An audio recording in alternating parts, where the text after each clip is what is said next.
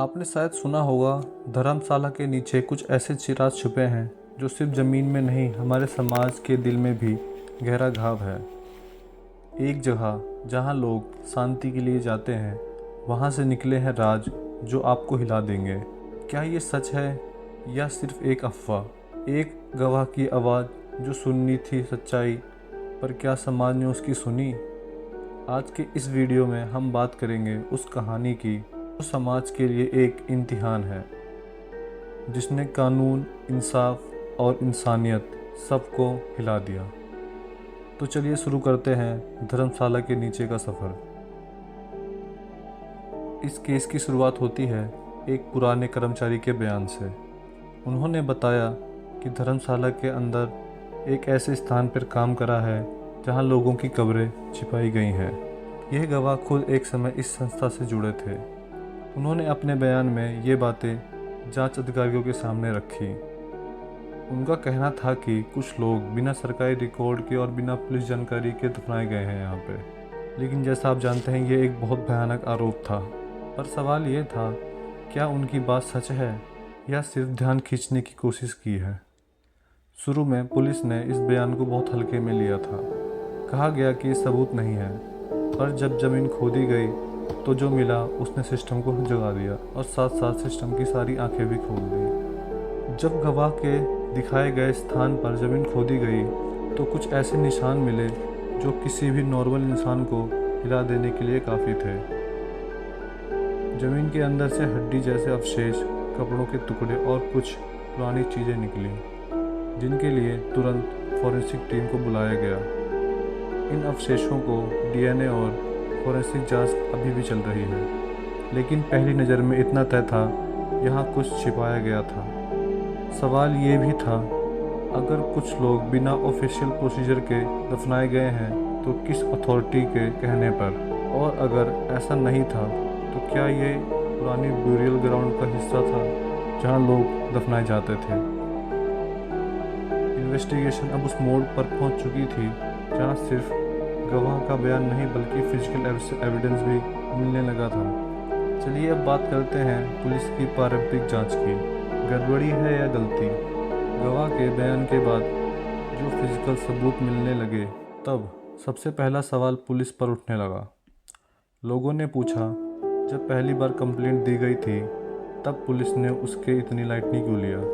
क्या जांच जानबूझकर डिले की गई थी या फिर सिस्टम की नाकामी थी? प्रारंभिक तौर पर पुलिस ने गवाह के खिलाफ ही एफआईआर दर्ज की, जिसने उन पर झूठी अफवाह फैलाने और संस्था की छवि बिगाड़ने का दावा करा।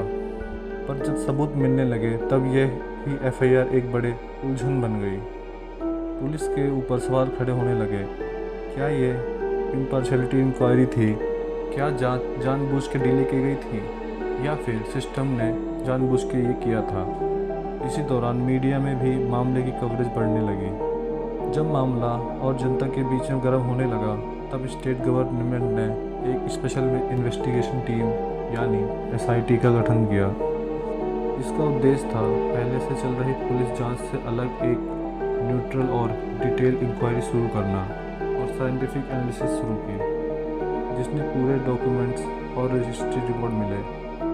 एसआईटी ने जो अप्रोच अपनाया वो प्रोसीजरल था, लेकिन समय लेना भी ज़रूरी था क्योंकि मामला पुराना और सेंसिटिव और इमोशनली चार्ज था। उन्होंने forensic lab reports, soil testing और पास्ट मिसिंग पर्सन्स रिपोर्ट को भी एनालाइज करना शुरू किया। लेकिन अब भी एक कन्फ्यूज़न था, क्या यहाँ किसी ऑर्गेनाइज्ड रॉन्ग डूइंग का केस है या ये सब एक मिसअंडरस्टैंडिंग है जिसे वायरल कर दिया गया? विशल ब्लोअर पर दबाव, पब्लिक रिएक्शन एंड सेफ्टी। पर एक इंसान एक पावरफुल संस्था के खिलाफ आवाज़ उठाता है तो क्या उसकी सुरक्षा की गारंटी होती है?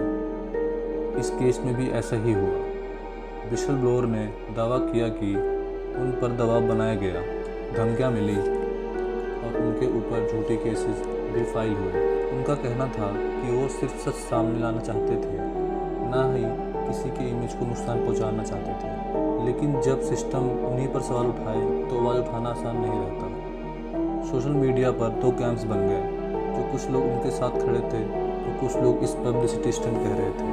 पर एक बेसिक सवाल सबके दिमाग में था, अगर गवाह की बात झूठ थी तो फिर ज़मीन के नीचे से मिले सबूत किस बात की गवाही देते हैं। इस मामले में कानूनी पहलू बहुत महत्वपूर्ण है।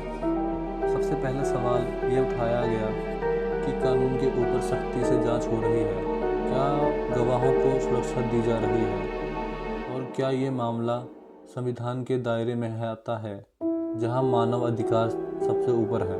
इंडिया में कानून सबके लिए बराबर है, लेकिन जब सबसे बड़ी संस्था ही और प्रभावित लोग इस मामले में शामिल होते हैं तो कानूनी परीक्षाएं और दबाव पड़ता है।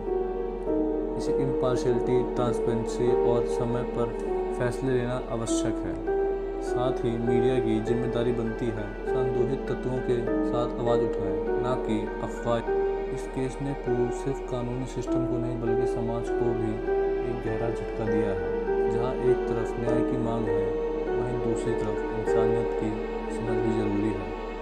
यह केस हमें याद दिलाता है कि हमें जिम्मेदारी सिर्फ कानून चलाने की नहीं है, बल्कि हर व्यक्ति की इज्जत और सुरक्षा सुरक्षित करने की भी है।